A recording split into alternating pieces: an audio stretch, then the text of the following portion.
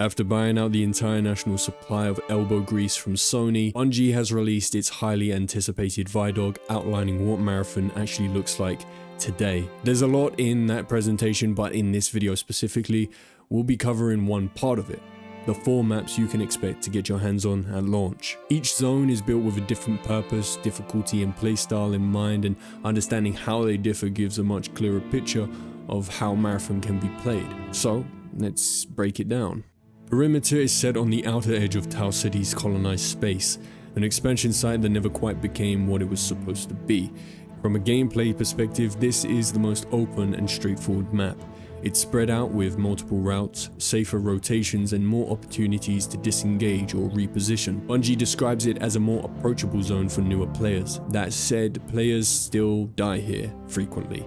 The difference is that Perimeter gives you the room to understand why you died and learn from those mistakes. Lore-wise, this area is currently being occupied by the UESC, who are attempting to secure the outer skirts and determine what happened to the colony. Runners are not welcome here, obviously. You're treated as a trespasser, and the game makes that explicit through enemy callouts and environmental designs. Marsh shifts the tone immediately. Set on a large agricultural site, this map makes it clear that something catastrophic occurred here. Unlike Perimeter, the damage is visible and unmistakable. Around the map is an anomaly, a massive alien entity that erupted from the ground. Bungie frames Marsh as a likely epicenter of the colony's collapse. The central complex is dense with overlapping regions that allow encounters to spill into one another. Fights don't resolve cleanly, they escalate immediately. Gameplay here is more interconnected and volatile. The central complex is dense with overlapping regions that allow encounters to spill into one another and not away. This makes Marsh an ideal map for players looking for sustained combat and resource farming. It's the zone you enter after dying 10 times and losing all your valuable gear to randoms. If Perimeter teaches you spacing, Marsh teaches you crowd control, whether planned or not. Outpost, high pressure, high risk. It's intentionally designed to be way more difficult than the previous 2.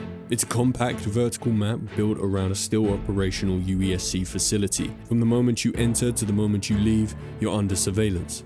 Scan drones overhead, tripwires on paths, weather hazards, and constant enemy pressure. There is going to be very little downtime here. The defining structure of the map is this pinwheel creation. It's the thing you would imagine when hearing Trump say, "Drill baby drill." The pinwheel also contains some of the map's best loot opportunities. The noise alone effectively announces your position to the rest of the lobby as you enter new doorways or blow up trip mines. Every single sound can be heard from another corridor. That's how close these rooms and hallways are to one another.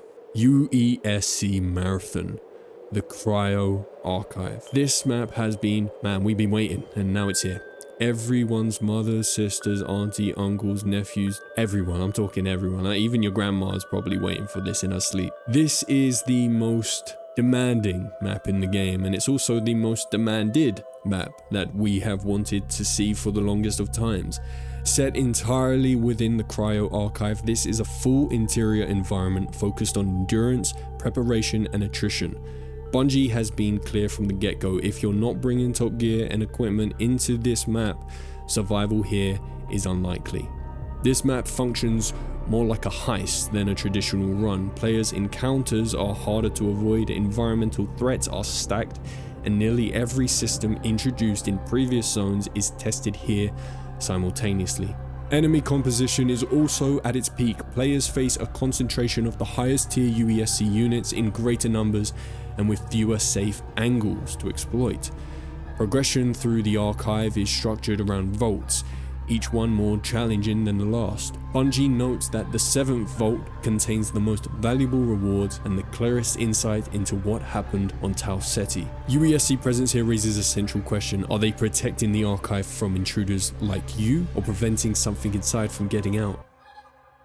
Across all 4 zones, Bungie emphasizes that the environments themselves are the primary storytelling tool. Every map features unique weapon systems, dynamic events, and large-scale PvE encounters that don't occur every session but significantly alter the risk profile when they do. At any point, players can look up and see the Marathon ship looming over the planet when you're down on Tau Ceti, a constant reminder for why you, the runner, are there.